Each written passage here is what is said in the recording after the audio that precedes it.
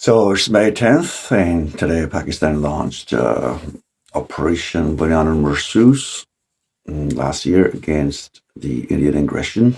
This was our official response to Indian May 7th attacks on Pakistan civilian places, worship places, where they killed about 38 civilians, including women and children. So, first of all, is a disclaimer that I'm not a spokesperson of Pakistan Air Force. I'm just a random Pakistani patriot guy who has been part of Pakistan Air Force for about 2.5 years. So if you can take a person out of the Air Force, but you cannot take the Air Force out of a person. So this is me. No official ties with any of the leadership of Pakistan Air Force, but my salute to them for giving us the moments of pride and honor as a Pakistani nation for what they did last year and also previously in all the wars. So this video is, I'm going to explain one of Pakistan retired officer, Air Marshal Aamir Masood, a very prominent name among Pakistani Air Force community, F-16 professional, about 3,500 hours, and now running in private NGO to help the special people around Pakistan. He lost his own son too due to heart attack. So he had a show with Fahd Hussain, Express News TV anchor, and he explained what and how Pakistan did back in May 7th, especially, and last year. So there are a few points in his video which I think that I should add up to those ones. He's a professional pilot and senior Air Force officer, served for about 40 years. And just last year, he got retired 2 years ago. And now he's the official spokesperson of Pakistan Air Force. So he representing Pakistan Air Force in the TV shows means that he has given the authorization and permission to talk about the things which are in public domain. Again, it's all about public domain, the secrets, the strategies, what pilots were thinking at that time. That would not be made public because we have a strong adversary on the eastern border of Pakistan, and also western too now these days. So that's why Pakistan Air Force tries not to give out all the information which could be useful for the enemy. But once the things have been made public about specific incident, that means Pakistan Air Force has moved beyond that now.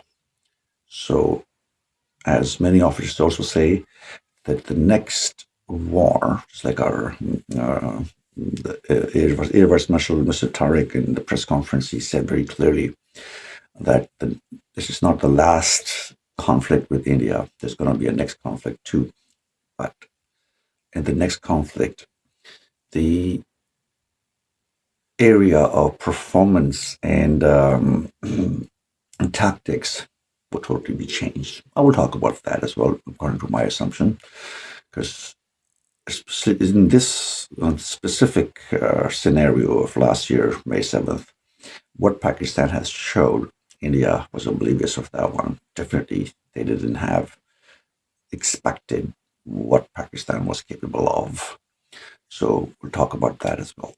So let's get to the briefing of Air Marshal retired Aamir Masood.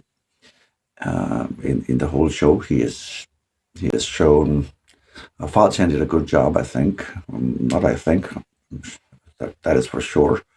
That for the commoners, common people, he tried to pitch in really nice questions, good questions he asked. We'll talk about them one by one. So it was a good combination of an anchor person who knows a little bit about the tactics and, of course, the profession in front of him. And it was a good show altogether, 27 minutes worth of watch. Link is in the description box below. Go and watch it, and it's in English, so you can choose the subtitle options in your own local language. So initially, they showed the map of India, Pakistan, and 72 aircraft from India and 42 from Pakistan shown airborne, and all across the border from north all the way till south. So, and then he showed the Pakistani claimed impact points where we hit them. So then he showed that how this multi-domain chain of kill was used by Pakistan. India did not use that one. We'll talk about that later in the video. That what was the difference between Indian kill chain and Pakistani kill chain. Kill chain is when you know that you have to kill the target. So how you're going to achieve it, that's called a kill chain. So it could be you hold a nose like this, or you hold it from the back of your head. But your main aim is to hold the nose. So these are different two ways. So we'll talk about that as well. First, we need to know that how Pakistan did this kill chain. We need to see that 72 aircrafts were in air from India, and it was on the name of an exercise. So they had the NOTAM issued, and they said they're going to commence normal exercises, and which happens all the time throughout the year. Forces do that. And NOTAM they issue so that the commercial airliners do not get into the space at that time. So once they announced on 27th April too, when Pakistan jammed using the local jammers, the air defense system of Pakistan, and jammed Rafales, all the their electronic systems. So on 27th or 29th April, one of them, that's after the false flag Pahalgam attack. Spinning here so you can hear the thunder. So we successfully failed this mission. And then it was May 7th. So on that day, Pakistan Air Force is always ready. We always commence our exercises on the name of 3 times, 4 times bigger adversary. So once this was failed, the 7th May was the date, 6th or 7th May, the night between 6th and 7th May, according to Indian Pakistani time. So this was the time when they had this, and we could see that all these aircrafts are in. So from Pakistan, 42 aircrafts got in air, and mostly were J-10Cs, F-16s, and what you call them, GF Thunders. We had Mirages and F-7s and K-8s also in place as the backup. So 42 aircrafts were in the air, 42 were on the ground ready. India 72 in the air, and probably 72 on the ground ready. So this is how the Air Force works. That it's a machine. It could get wrong anytime, so replacement is right over there. Backup is right over there. Now, why we didn't use 72 against 72? We didn't require that. We were a defending nation, so we had to defend only. If there's an aggression shown, we didn't want to be aggressors because we already had the alleged allegation of false flag Pahalgam attack. So we didn't want to be the oppressors or the offensive nation at this time. So we were in our borders, they were in their borders, and the rule of engagement given by the leadership, Air Force leadership, Mr. Air Chief Marshal Zahir Ahmed Babar Sidhu, were very clear that do not initiate. That's it. Once they initiate, then teach them a lesson. So the pilots had to convert from a defensive mode to offensive mode. Sorry. Bless me. Now, this change of mentality within seconds, that's Pakistan Air Force mm, training. Indians, on the other hand, their pilots had clear instructions to engage the targets on ground. So they were in offensive mode. But they didn't have clear instructions about what if they are tackled? What if they are being shot at? Very clearly, their officers complained that we did not expect this one. And second, we were not given any specific orders about that. Now, can a pilot go with his own instinct? Well, he could be court-martialed as well, for initiating something which leadership has not approved. So they were confused. Okay, they would come, just like in 2019, drop some standoff weapons and go back. And next day they would start dancing, ding a ding a ding a ding a ding. But Pakistan Air Force is always ready. So they don't expect that. On our side, very clear-cut information. Now, everyone knows that this stayed for about 30 to 40 minutes, the world's biggest BVR battle. So what were they doing in 30 and 40 minutes?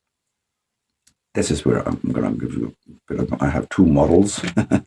One is very soon we're going to get GF-35s and one J-10C. By the way, I'm making this model these days.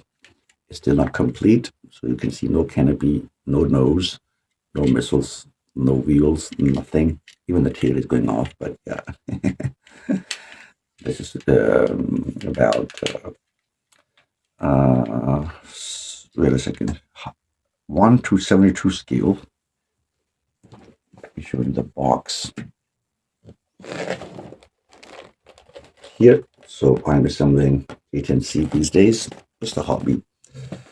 And it just keeps me busy as well.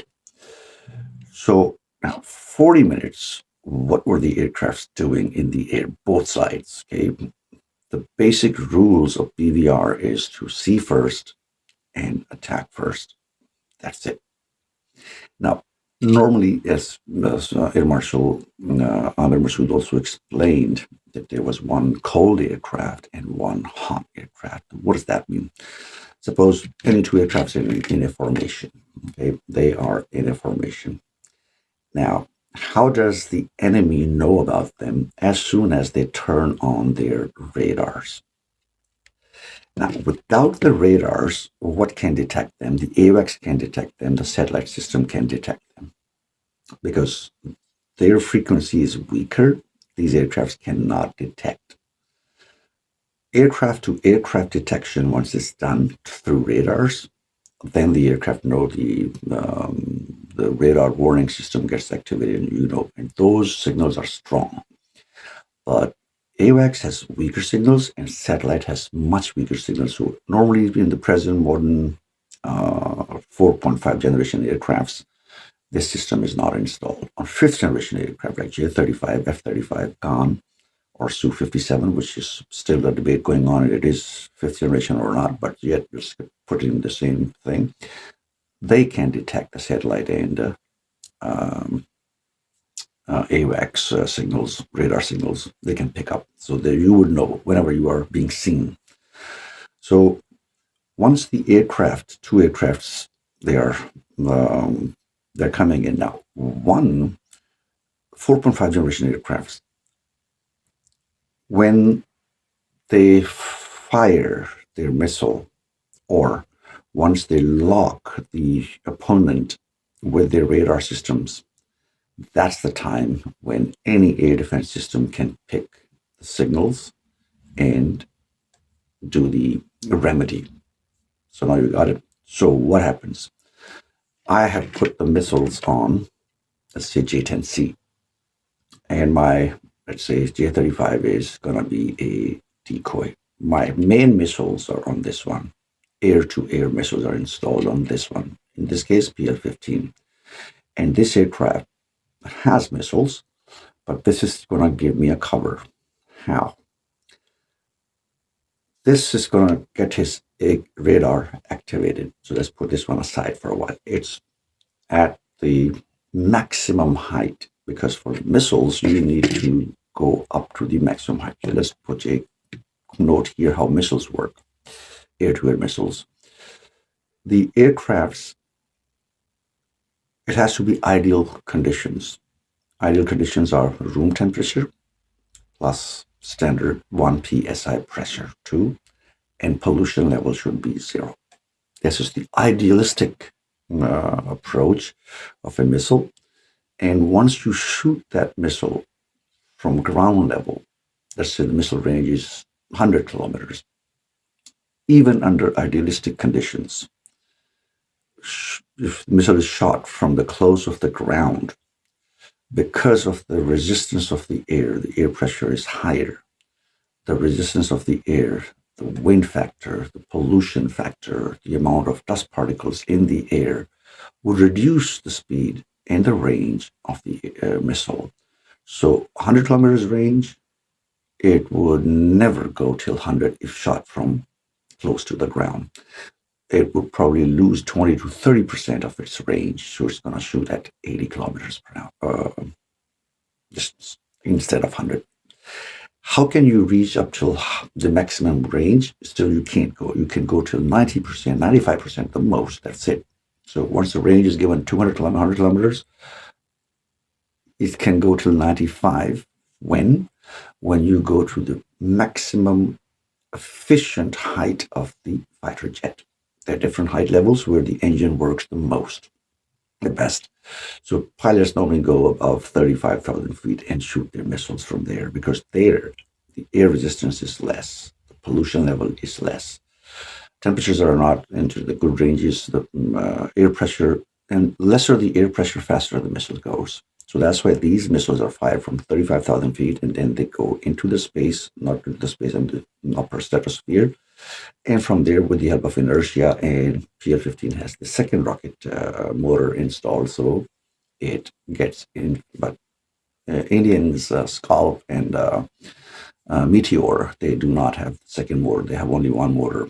So once you are locked, now, what do these aircraft do? Now, the hot aircraft at the back and cold aircraft in front, this is going to show its radar signals. Once it's going to show its radar signals by locking their lead aircraft, hot aircraft, or whatever is radar is on its radar is available. So it's not going to shoot, not necessarily, but it's going to lock it down. So that aircraft knows what to do whenever you are locked. Your system are showing that you are locked by the enemy aircraft, by the enemy missile. You do grinding right away. Grinding is you get your aircraft inverted, you put it in a dive, and you go down. Why? The missile doesn't know.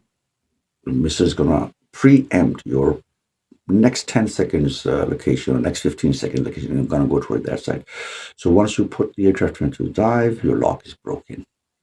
Now, the missile would think that you're going to go under the ground, so the pilot would not shoot the missile. Why would you? Because you're giving the potential target of underground. So that's why the missile is not shot. So now, the cold aircraft, the decoy, went down. Their decoy would shoot the missile and do the same thing, grinding, and would go down because he would also expose himself to our radars, and our air defense systems can shoot the missile at him. So he would also try to break the lock. Now, two hot aircraft, probably, okay, they are face to face. Now, whosoever sees first, fires first, is going to win. But that's a matter of seconds. So once it's locked, it's also going to do the same thing and go down.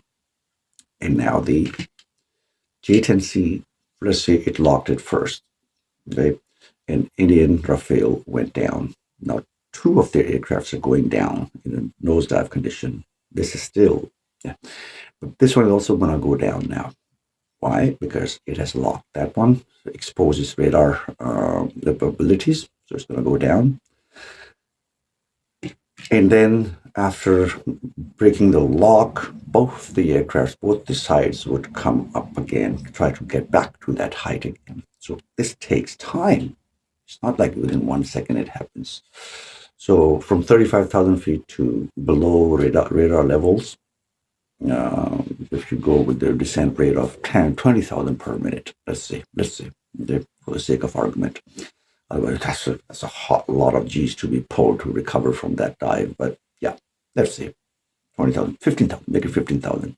So you would take at least 2 minutes to get down to that level from 35, 45, 40,000 feet. So at least a minute, let's say. You take a minute to come down. Now to climb up, you have to take another minute. So see, there are about 15 squadrons packages from Indian side and 11 packages from Pakistan side. Their packages are bigger, even up to 16 aircraft. Our packages were up till 7 aircraft per package.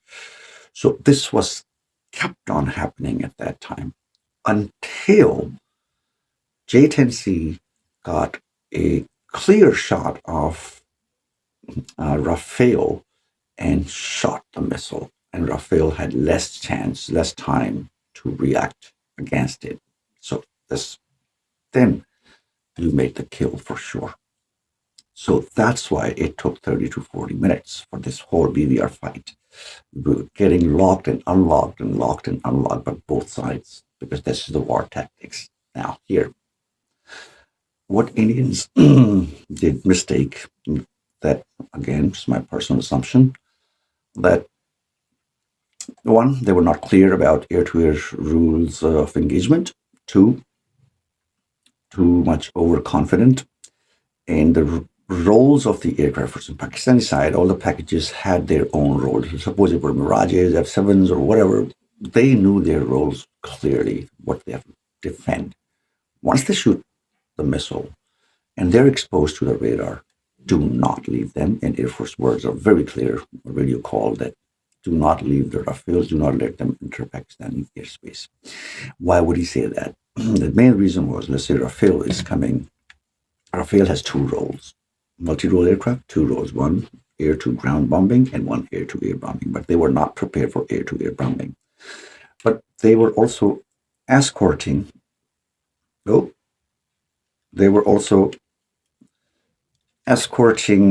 Su-30s, who were equipped with BrahMos missiles and Mirage 2000. They had Scalp and Crystal Maze missiles and hammers. So Mirage 2000 and Su-30s, they were the main air-to-ground bombers which India probably used. And Rafales have both those. But if Rafale was basically used for ground-to-air bombing, air-to-ground bombing, then most of his weapon points, would have the bigger range cruise missiles like Scalp or the Hammer. And Su-30s and Mirage 2000 would be, Su-30s would be equipped with BrahMos because it's not integrated with Rafale. You can't put a BrahMos missile on a Rafale because it's two different systems. Just like you can't put Android systems on Apple phones, so it's the same thing. Pakistan, on the other hand, all weapons are integrated with each other, apart from the F-16 AMRAAMs. We can't put them on J-10Cs, same as a PL-15. We can't put it on F-16, but the rest of the aircrafts, Mirage 5 is Pakistan's indigenous work, and we have upgraded our cruise missiles, air-to-ground bombing ones, like H-4 and rods, and there are other missiles too. So that's the main scenario. So the Rafales, there was a question from Sir Aamir Masood from Fahd Hussain that there was one Rafale which is like 10 to 15 kilometers within the international borders. So why would they come that close? Now, again, I tell you that they have to get the maximum air-to-ground range, they have to be in the top. So maybe this aircraft was not on the top, and it was in air-to-air escort. So it had meteors more and less air-to-ground. What if the air-to-ground bombers could not achieve their targets? So they have a backup plan. So their backup plan was to equip Rafale with Crystal Maze. Crystal Maze has a range of 70 to 80 kilometers. So the targets inside Pakistan, which they were gonna shoot, and probably the primary assignees did not achieve the target. So now this Rafale, which was actually for escort mission, air-to-air escort given to Su-30s or Mirage 2000s, had to go and perform this air-to-ground bombing role. But the range of that missile which they were carrying was not enough. And that's why it was very close to the, I'm talking about the BS-001, the tail number is shown everywhere. So that's why it got attacked close to the, so with the point of impact, you could guess, and that's my assumption, that what kind of weapons they were carrying and what kind of role they were assigned to. So we had that upper Jammu and Kashmir to the northern side, we had shot down Mirages and Su-30s, and 2 Rafales were hit in the southern side and 2 were in the Jammu section. So the one in the Jammu section, the farthest one was about 70 kilometers away from the line of control. So probably that was with the Skull or the Hammer cruise missile. So this is what has happened, that our Chief of Air Staff clearly gave the rule of engagement that once they shoot, then do not leave them. And as soon as they shoot a missile, they are exposed. Now, India used the platform-centric. They probably used the ground-based S-400s help to detect the aircrafts in the air and use their data. Now, S-400 cannot send data to Rafale because Rafale is French and S-400s are Russian. So that was a problem too. So it could only send data to Su-30. That's it, not to Mirage 2000s even. Then AWACS, it could send data to only the Rafales and Mirage 2000. Su-30 would depend on. So they were platform-centric. Pakistan, on the other hand, all our systems are integrated. So AWACS was sending signals to J10 or JF Thunders or F-16s. It could give signals to all of them, the location, the situational awareness about Indian aircrafts. But Indians, on the other hand, could not do that. On top of that, Pakistan used satellite link 17. Satellite link is even much weaker than, in a sense, for the detection. Even the ground-based systems cannot detect the satellite. If you see MH370, the one which was lost, the Malaysian airliner, they used a new technology in which they found the path of this aircraft and now found that it's next to the Australian coast. That is that this kind of network is always there by satellites. And anything crosses that one, that network is broken and they can detect that. So that's what satellite is. It cannot be detected by any known ground-based defense systems. So Pakistan used AWACS, Pakistan used the satellite system and the ground-based systems and the aircraft ones. Aircraft ones were only used in BVR fight. So now let's go to the final one. This kill chain, how this was achieved. Again, even the hot aircraft would not disclose its radar signal. So once the AWACS tells the position of the Indian Rafales or Su-30s or Mirage 2000s, it would send the signal to J10C. Okay, you just need to shoot the missile in this direction. And J10C does not have to use its own radar. So J10C is going to shoot the missile towards that direction. The missile is going to go up towards the space first, and then from there it's going to re-enter into the Earth atmosphere. And then what this aircraft is just going to shoot and go back, or dive down and go back. Normally, previously, once it's using its radar and shooting a missile, it has to crank. It has to guide the missile to go towards the target aircraft for a few seconds once the missile takes its own controls and then starts going towards the targeted aircraft. But this case, it did not have to follow this rule because AWACS and the satellite was controlling the PL-15. This is where India missed the whole thing. So that's why even in the built-in the ASA radars of PL-15 were made active when they were in their kill zone, which is 15 to 50 kilometers, and Mr. Air Marshal Aamir Masoof mentioned that one. And that was the time when Indian had to shoot the decoys because the system installed on Rafale, at least on Rafale, is what they call it, a spectra. Spectra can make decoys of the aircraft signals. Again, radar signals which look exactly like an aircraft, not physical, the signals. So it can shoot the flares or chaffs, which would look like, but it did not have time to do that. Let's suppose it did have time. So we have digital signals of in a radar blip is gone. We have the ground videos made by Indian local commoners. So it was not which the digital signal which Pakistan has shot. It was a Rafale, two Rafales, three. The fourth one we are not sure, but it was written off later on. We came to that's why Pakistan is saying 8-0 now. Initially it was 6-0.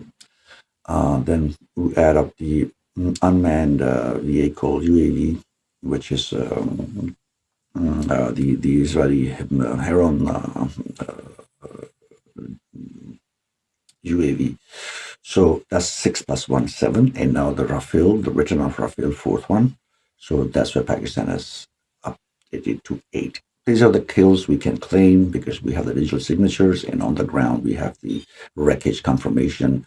And of course, French officials have already confirmed at least 2 of them have been shot down. Rest, the 2 could be anything, close proximity, I don't know, but 8-0 is there. So this was my 2 cents on Sir Aamir Marshal's questions, which I think that he didn't skip. Time was too short for him. See, my video is 32 minutes long already, but he had to say everything in 27 minutes. So one last thing, 2 last things. There was a question asked from him that how come when they shot the missiles, our air defense system did not, neutralize them. So he said, look at Iron Dome example, Iranians. So he was talking about May 10th, by the way, not May 7th. Even we can work on the same thing on May 7th too. Rather, I will talk about May 7th. How many missiles hit the targets? The Indian claims 9, right? So 9 missiles hit the targets, their targets. For us, they were civilians, mosques, and kids and children. So how many have they shot, actually? Their own Air Force personnel said that they shot at least 42, minimum 40, maximum 50, because he said less than 50. Why not less than 40? Why not less than 30? So that means more than 40, less than 50. It's a common linguistic rule that once you say we shot less than 50, 9 reached the target. That means only 18% made it to the target. What about the remaining 32 missiles? So air defense of Pakistan did a great job in intercepting and spoofing those ones and send them to. So some of them, he said that they did reach our bases. Of course, we saw Nur Khan base. Yeah, they did happen. Sargodha base, yes, Polari. We have 6 martyrs from there. So there were a few that could come in. The best Iron Dome of Israel could not stop Iranian missiles. So here we're also talking about Scalp, Hammer, BrahMos. So we are not saying that nothing came in. While on the other hand, India is going with the claim that, none of Pakistani missiles on 10th May came in. Well, we do not go against the probabilities. So it's not an acceptance that India achieved 13-0 on the ground on May 10th. Now, these the hangars where these aircrafts are kept, they're bomb-proof. Okay, they're cruise missile proof. That's why they're put in those hangars. So even if it was a hit, the aircraft would not receive any damage. We had the mortars, 6 mortars on Ballari Air Base. So they probably were out of those tarmac or the hangars, because I don't have any internal information where they were hit.